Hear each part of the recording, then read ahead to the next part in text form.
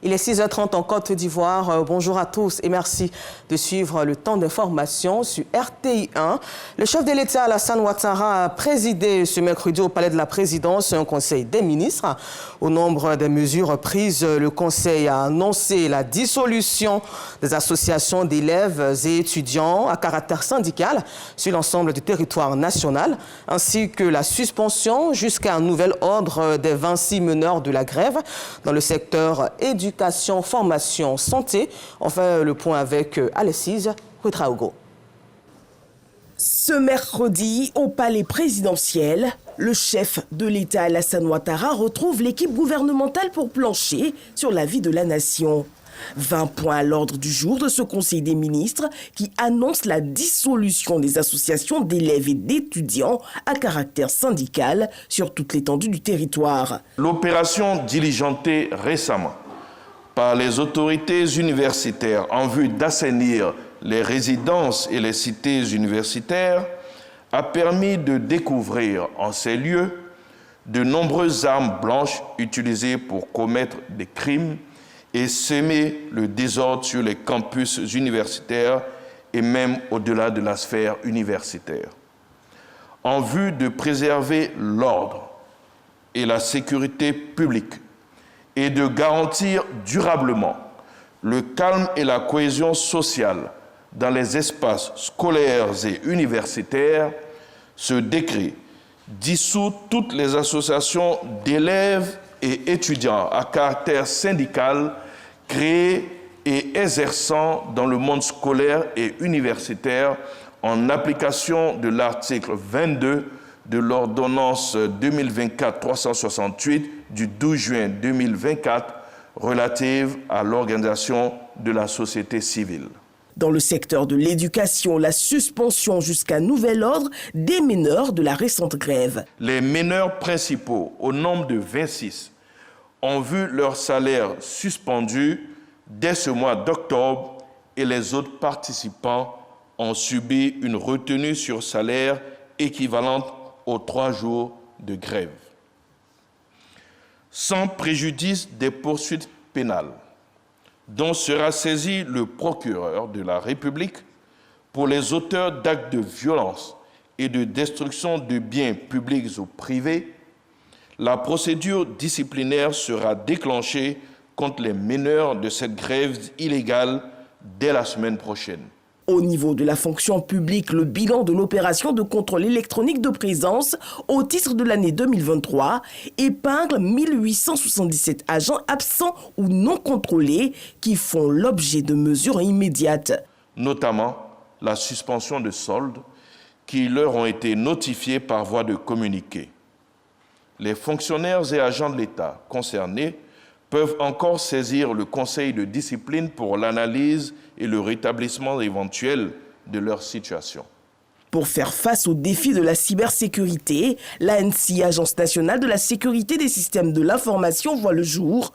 Ce nouvel organisme concentre toutes les attributions anciennes dévolues aux organes de lutte contre la cybercriminalité. Le pays renforce son engagement pour le climat avec la finance verte. Cette plateforme est chargée de la coordination des financements verts et durables. Elle intègre spécifiquement le développement d'une architecture nationale de l'information financière verte, la mise en place d'une taxonomie de transition et d'une tarification carbone appropriée ainsi que le développement d'un cadre de suivi des financements verts à travers l'outil de mesure de notification et de vérification pour la finance verte. Illustration parfaite, l'approbation de Kong Solaire, une centrale solaire de 50 MW dans la région du Tchologo, précisément à Kong. Elle prévoit une production annuelle de 92 304,36 MWh avec un ratio de performance de 84,44% et un taux de disponibilité de la centrale solaire à 99% pour un coût de 37,45 milliards de francs CFA. Le Conseil salue les progrès du PSGouv à fin septembre 2024 dans les domaines de la santé, notamment pour le couple mère-enfant, l'insertion des jeunes dans différents programmes, dont le service civique, et les travaux avancés des centres de formation avec de bonnes perspectives pour le PGDEC 3. Le porte-parole du gouvernement s'est par ailleurs prononcé sur le rapport Gafi porté sur la Côte d'Ivoire qui inscrit le pays sur sa liste grise. L'occasion pour lui d'inviter les politiques à privilégier en tout temps l'intérêt supérieur de la nation. La Côte d'Ivoire a fait d'énormes progrès. La Côte d'Ivoire a adhéré à ce processus et la Côte d'Ivoire entend remplir tout ce qui lui est demandé, toutes les conditionnalités. Je voudrais rappeler qu'il y avait 82 indicateurs. C'est 14 que nous n'avons pas encore atteints et on nous donne 2 ans pour les atteindre. Dans le cadre de la COP29, le vice-président de la République sera en Azerbaïdjan du 10 au 15 novembre prochain. Le Conseil des ministres à venir est annoncé pour le 20 novembre. Et toujours en Côte d'Ivoire, après 3 jours de travaux à Grand-Bassam, entre les syndicats du secteur éducation, formation et le ministère de l'Éducation nationale et de l'alphabétisation, la ministre Mariatou Koné a procédé à la remise du rapport des revendications à la ministre d'État, ministre de la fonction publique et de la modernisation, Anne Désiré Ouleto, dénommé fonds documentaire. Ce rapport va coûter environ 441 milliards de francs CFA par an à l'État ivoirien. Plus de détails avec Grace Kando. La ministre d'État, ministre de la fonction publique et de la modernisation de l'administration, Anne Désiré Ouleto, reçoit des mains de Mariatou Koné, ministre de l'Éducation nationale et de l'alphabétisation, le document contenant le rapport des revendications des syndicats du secteur éducation-formation. 82 préoccupations formulées qui, à l'issue des travaux de Grand-Bassam, ont été regroupées en 7 revendications.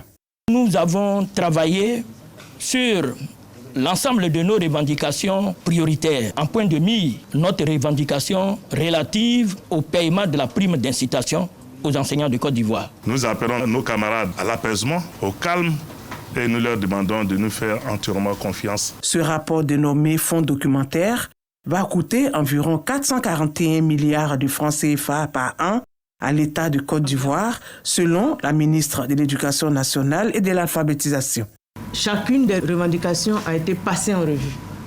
Elle a été argumentée, des mécanismes ont été proposés, tout est consigné dans le rapport.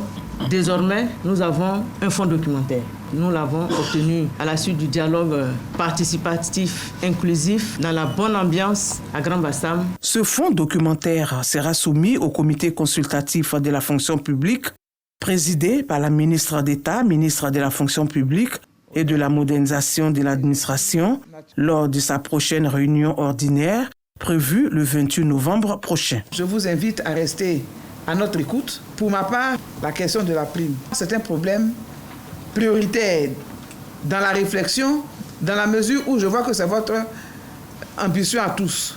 Cette question mérite réflexion, mérite une bonne prise en main pour aider au mieux le gouvernement dans sa prise de décision. La ministre d'État Anne Désiré Ouleto indique qu'un chronogramme de travail sera élaboré en vue d'informer les partenaires sociaux de l'évolution des recommandations.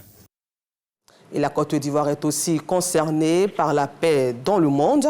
Et pour prévenir et éviter les conflits liés aux élections et faire la promotion de la participation politique des femmes et des personnes vulnérables en Côte d'Ivoire, une signature d'accord de subvention a eu lieu le mardi 29 octobre à Abidjan entre la Côte d'Ivoire, le Japon et le programme des Nations Unies pour le développement. Cet accord qui a été dans les locaux du ministère de l'Intérieur et de la Sécurité porte sur un don de 2,5 milliards de nos francs CFA. Le point de Jean-Luc Bango. Cet accord, paraphé aussi bien par le PNUD, la Côte d'Ivoire et le Japon, vise à prévenir les conflits liés aux élections en mettant en place des mécanismes d'alerte précoce. Il s'agira de renforcer les capacités de la Commission électorale indépendante et de la Commission nationale des droits de l'homme dans la lutte contre la désinformation. Une étape clé dans l'engagement à renforcer la cohésion sociale, promouvoir la participation démocratique et à soutenir les communautés vulnérables en Côte d'Ivoire. En renforçant la cohésion sociale, en favorisant une gouvernance démocratique, ce projet vise à promouvoir un dialogue constructif et une participation active de tous les citoyens, en particulier des femmes et des jeunes. Cet accord, qui porte sur un don de 2,5 milliards de francs CFA, s'inscrit dans la droite ligne des initiatives déployées par les autorités ivoiriennes pour renforcer les processus démocratiques. Alors que la Côte d'Ivoire se prépare à organiser l'élection présidentielle au mois d'octobre 2025, ce projet favorisera l'instauration d'un climat propice au progrès et au développement, en garantissant la stabilité et la paix sociale qui sont si chères à son Excellence, Monsieur le Président Alassane Ouattara, Président de la République. Un pilier fondamental du contrat social entre les citoyens et leurs dirigeants que ce projet viendra donc renforcer. En France, c'est la 29e édition du Salon du chocolat à Paris, porte de Versailles. Le premier défilé de la Côte d'Ivoire avec des artisans ivoiriens s'est fait devant le pays invité d'honneur, l'Arabie Saoudite. Grande surprise à ce salon, un dromadaire en chocolat. Les temps forts du lancement de ce salon du chocolat depuis Paris, porte de Versailles avec Delphine Bla et Zakara Traoré à Paris. Paris fond en chocolat. 29 ans que les visiteurs déambulent dans les allées parfumées du Mondial du chocolat. 29e édition, et c'est la première fois que la Côte d'Ivoire, premier pays producteur du cacao, défile devant des professionnels et une cinquantaine de maîtres chocolatiers. Sur le podium, Viviane Kwame, révélée par le conseil Café Cacao, et le styliste modéliste Roger Bango.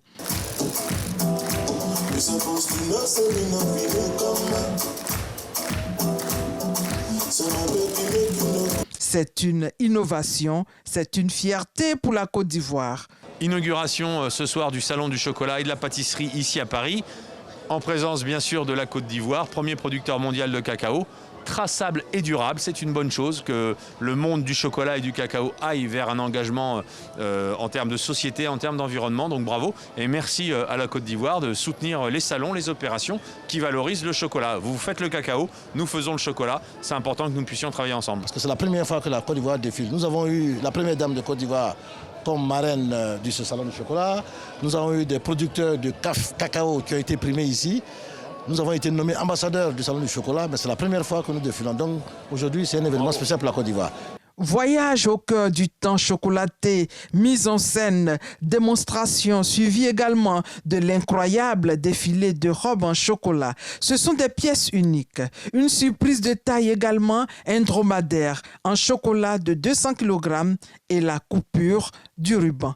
C'est parti donc pour le Salon du chocolat. L'Arabie Saoudite invitée d'honneur. Le programme s'annonce donc alléchant à Paris, porte de Versailles, avec le stand de la Côte d'Ivoire, situé en plein centre des pays producteurs de cacao. Spectacle exclusif à l'ouverture de cette 29e édition, une soirée gourmande et solidaire pour la prise en charge des enfants cardiaques. Lucrèce a bénéficié donc de soins. Elle défile aujourd'hui avec un cœur qui va bien. Et retour en Côte d'Ivoire où dans le cadre de la lutte contre la pauvreté, la Chambre de commerce des entreprises chinoises apporte son soutien au gouvernement ivoirien. Conduite par l'ambassadeur de la République de Chine. Une délégation était ce 29 octobre au ministère de la Cohésion nationale, de la solidarité et de la lutte contre la pauvreté. Elle a fait un don de vivres et non-vivres d'une valeur de 6 millions de francs CFA, dont réceptionné par la ministre Belmondo Miss Dogo. Le témoignage de Michel Mambo. L'excellence des relations entre la Côte d'Ivoire et la Chine, une fois de plus démontrée à travers ce geste de la Chambre de commerce des entreprises chinoises en Côte d'Ivoire. Des vivres et des non-vivres d'une valeur de 6 millions de francs CFA offerts par ces entreprises pour soulager un tant soit peu les familles vulnérables. Nous voulons contribuer à la lutte contre la pauvreté avec tous nos efforts ici. Depuis 40 années ici, nous sommes installés avec les différentes entreprises chinoises ici en Côte d'Ivoire. On espère remplir toutes nos responsabilités sociales ici en Côte d'Ivoire. Une contribution aux actions d'entraide et de solidarité entreprises par le gouvernement ivoirien. La ministre de la Cohésion nationale, de la solidarité et de la lutte contre la pauvreté, Miss Belmondo Dogo, encourage l'initiative. En offrant ses vivres et ses non-vivres, vous ne donnez pas seulement des biens matériels, vous apportez du réconfort à de nombreuses familles qui en ont grand besoin, et cela conformément à la vision du président de la République, son Excellence Alassane Ouattara, qui met l'homme au cœur du développement de notre pays. Aujourd'hui encore, nous avons l'occasion de montrer qu'ensemble, nous sommes plus forts et que la solidarité transcende les frontières. La Chine, partenaire privilégié du développement en Côte d'Ivoire, un partenariat perceptible à travers de nombreux chantiers, notamment le stade olympique des Bimpé et le lycée d'excellence Alassane Ouattara de Grand Bassam. Et puis terminons ce temps d'information au Rwanda où Eugène Rwamusio, ancien médecin, écope de 27 ans de prison. Le verdict est tombé ce mercredi 30 octobre dans la soirée à la cour d'assises de Paris. Il est reconnu coupable, entre autres, de complicité dans le génocide des Tutsis en 1994. Il a en revanche été acquitté des accusations de génocide et de crimes contre l'humanité. Encore merci à vous de nous avoir suivis et bonne suite de programme sur RTI 1.